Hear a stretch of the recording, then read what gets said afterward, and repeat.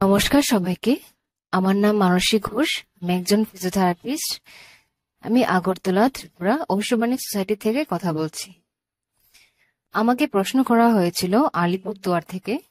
প্রশ্নটা ছিল, কারো মানুষের রাগ আসলে কেন হাত পা কাঁপে এবং মাথার পেছন দিক গরম হয় কেন?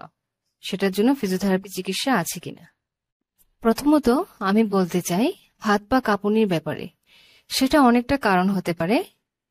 আগে জানতে হবে পেশেন্ট মানে যার হাত পা কাঁপছে সে কোনো কাজে যুক্ত আছে কিনা বা পেশাটা কি, সে কি কাজ করে। তারপর জানতে হবে পেশেন্টের যার সমস্যা হচ্ছে তার আগে কোনো মেডিকেল হিস্ট্রি আছে কিনা, আগে কোনো চিকিৎসা হয়েছে বা আগে কোনো ব্যথা পেয়েছে সেরকম কোনো অবস্থা আছে কিনা। তারপর বলছি মাথা গরম হয়ে যাওয়া। মাথার পেছন দিয়ে গরম হওয়া বা ব্যথা হওয়ার অনেক কারণ থাকতে পারে। সাধারণত একটা কারণ বলছি, সেটা হলো টেনশন, হেডেক। টেনশনের পরে যেটা হয়, এটার কারণ যখন আমাদের ঘাড় বা মাথার মাসল, যে আমাদের মাথাতে নরম পেশি থাকে যেগুলোকে মাসল বলা হয়, সেগুলো হঠাৎ করে টাইট হয়ে যাওয়া। এই শক্ত হয়ে যাওয়ার অনেকগুলো কারণ থাকতে পারে। প্রথমত, যদি পেশেন্ট অনেকটা স্ট্রেস থাকে বা চাপে থাকে, বিষণ্ণতা আরেকটা কারণ। যদি বেশি উদ্বেগ হয় সেটা আরেকটা কারণ। এবং আগে যদি কোনো কারণে মাথায় আঘাত পেয়ে থাকে সেটা আরেকটা কারণ।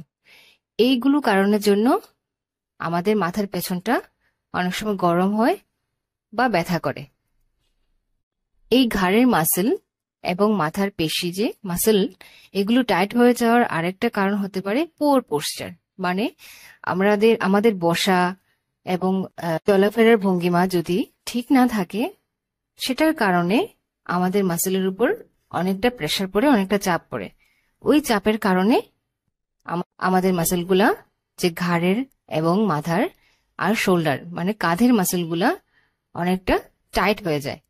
ওই টাইটনেস থাকতে থাকতে তখন মাথার পেছন জায়গাটা ব্যথা করে একদিন। এই ব্যথা অনেকদিন ধরে থাকতে থাকতে সেরকম টাইটনেসটা পরবর্তী সময়ে সেটা আমাদের চোখেও অনেকটা প্রেসার পড়ে চোখে ব্যথা করে, বা আমাদের ঘাড়ের যে মুভমেন্ট, নড়াচড়া অনেকটা রেস্ট্রিক্টেড মানে বন্ধ হয়ে যায়। তার জন্য আমাকে দেখতে হবে যে ঘাড়ের এবং মাথার মাসলগুলা টাইট আছে কিনা বা কোনো ব্যথাজনিত কোনো কারণ আছে কিনা। আমি এটুকুই বলতে পারবো। আপনারা নিকটবর্তী কোনো হসপিটালে গিয়ে আগে ডক্টরের পরামর্শ নিন, তারপর ফিজিওথেরাপির কাছে যান। যদি আপনার মাথা ব্যথার জন্য সেরকমটা হয়ে থাকতে পারে, তারপর এটা ফিজিওথেরাপি চিকিৎসা অবশ্যই হবে। ধন্যবাদ সবাইকে।